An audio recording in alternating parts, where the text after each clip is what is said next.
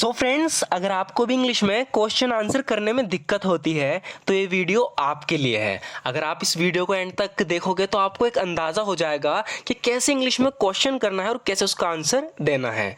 So friends, इस video को and तक ज़रूर देखना, आपको बहुत कुछ सीखने को मिलेगा। सो फ्रेंड्स, आज का हमारा पहला क्वेश्चन होगा, क्या उसने तुम्हें बताया ये पैसा किसे देना है? इस इंग्लिश में बोलेंगे, did he tell you who to give this money to? Did he tell you who to give this money to? तो यहाँ पर पूछा जा रहा है कि क्या उसने तुम्हें बताया ये पैसा किसे देना है? Did he tell you who to give this money to? उसने इस बारे में कुछ नहीं कहा। He said nothing about it.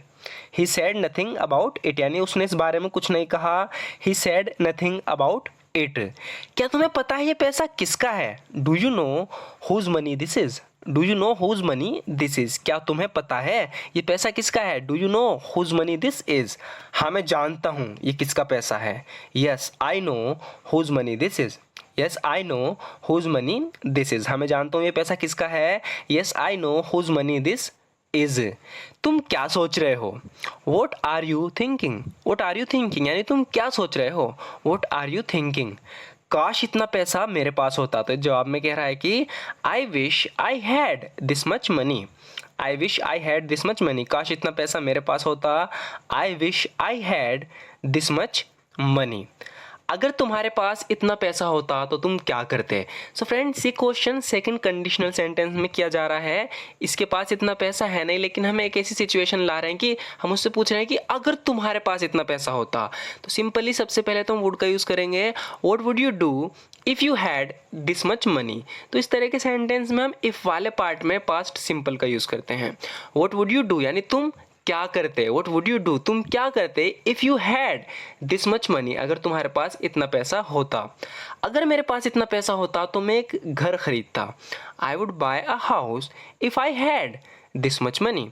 I would buy a house if I had this much money. अगर मेरे पास इतना पैसा होता तो मैं एक घर खरीदता। I would buy a house if I had this much money. क्या आपका अपना घर नहीं है? Don't you have your own house? Don't you have your own house, क्या आपका अपना घर नहीं है? Don't you have your own house? नहीं, हम किराए के मकान में रहते हैं। No we live in a rented house. No we live in a rented house, नहीं हम किराए के मकान में रहते हैं। No we live in a rented house. क्या यहाँ कोई ऐसा है जो फ्रेंच बोल सकता है? इस इंग्लिश में बोलेंगे, is there anyone here who can speak French? Is there anyone here who can speak French? क्या यहाँ कोई ऐसा है जो फ्रेंच बोल सकता है? Is there anyone here who can speak French? मुझे लगता है टॉम फ्रेंच बोल सकता है, वैसे मैं गलत भी हो सकता हूँ। I think Tom can speak French. I could be wrong though. I think Tom can speak French, मुझे लगता है टॉम फ्रेंच बोल सकता है, वैसे मैं गलत भी हो सकता हूँ। आई could be wrong though. I could be wrong दो, वैसे मैं गलत भी हो सकता हूँ। क्या तुम्हें सच में लगता है वो हमारी मदद करेगा? इस इंग्लिश में बोलेंगे, do you really think he will help us? Do you really think he will help us? क्या तुम्हें सच में लगता है वो हमारी मदद करेगा? Do you really think he will help us? मैं यकीन के साथ नहीं कह सकता।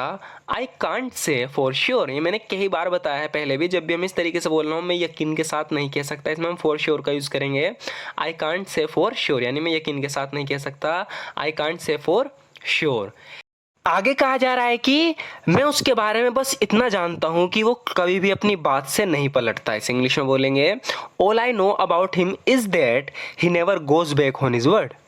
All I know about him is that he never goes back on his word, यानी मैं उसके बारे में बस इतना जानता हूँ कि वो अपनी बात से कभी पलटता नहीं है। All I know about him is that he never goes back on his word. तो तुम्हें लगता है वो आएगा। यहाँ पर क्वेश्चन किया जा रहा है कि so do you think he will come? So do you think he will come, तो तुम्हें लगता है वो आएगा। So do you think he will come? वो अपनी ज़बान का पक्का है, तो अगर उसने कहा है कि वो आएगा तो वो आएगा। यहाँ पर कहा जा रहा है कि he is a man of his word. He is a man of his word, तो जब भी हम कहते हैं कि वो अपनी ज़बान का पक्का है, इंग्लिश में बोलेंगे he is a man of his word. So if he said he would come, तो अगर उसने कहा वो आएगा, ही विल कम, वो आएगा। He is a man of his word, so if he said he would come, तो अगर उसने कहा वो आएगा, ही विल कम, यानी कि वो आएगा। कौन था वो जिसने कल खिड़की तोड़ी थी? तो पूछा जा रहा है कि who was it that broke the window yesterday? Who was it that broke the window yesterday? यानी कौन था वो जिसने कल खिड़की तोड़ी थी? Who was it that broke the window yesterday? मुझे नहीं पता खिड़की किसने तोड़ी। यहाँ पर कहा जा रहा है कि I don't know who broke the window. I don't know who broke the window यानी मुझे नहीं पता खिड़की किसने तोड़ी। I don't know who broke the window. क्या तुम अपना वादा निभाओगी? तो किसी लड़की से पूछा जा रहा है कि will you keep your promise? Will you keep your promise? तो जब भी हम किसी से पूछते हैं कि तुम अपना वादा निभाओगी या निभाओगे, तो निभाने के लिए हम कीप का यूज करते हैं। यहाँ पर will you keep your promise, क्या तुम अपना वादा निभाओगी? तुम अपना वादा निभाओ, मैं अपना निभाऊंगी। वो लड़की जवाब में कह रही है कि you keep your promise, I will keep mine. You keep your promise, I will keep mine, यानी कि तुम अपना वादा निभाओ, मैं अपना निभाऊंगी।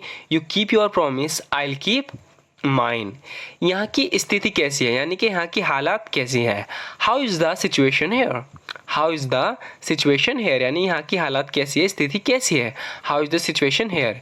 यहाँ की हालात बद से बदतर होती जा रही है। बद से बदतर होती जा रही है, इसके लिए यूज़ करेंगे हम फ्रॉम बैड टू वर्स। तो कहा जा रहा है कि यहाँ की स्थिति यानी यहाँ की हालत बद से बदतर होती जा रही है। The situation here is getting from bad to worse. The situation here is getting from bad to worse, यानी यहाँ की स्थिति बद से बदतर होती जा रही है।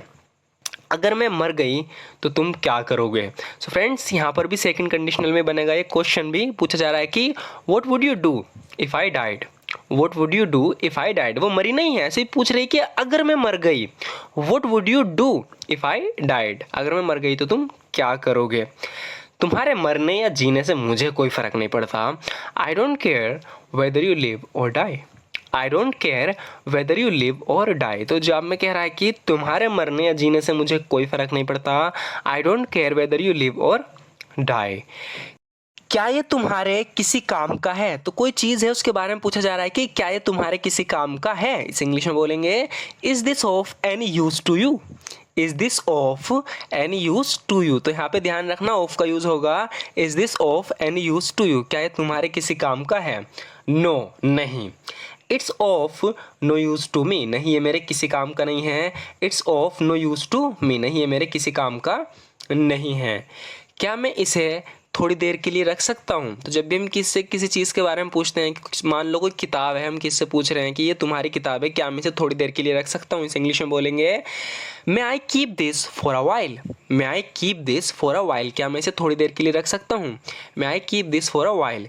तुम जब तक चाहो इसे रख सकते हो, यानी कि जब तक तुम्हें पसंद हो, जब तक तुम चाहो इसे रख सकते हो। You can keep it as long as you like. You can keep it as long as you like, यानी जब तक तुम्हें पसंद हो तुम इसे रख सकते हो, जब तक तुम चाहो इसे रख सकते हो। You can keep it as long as you like.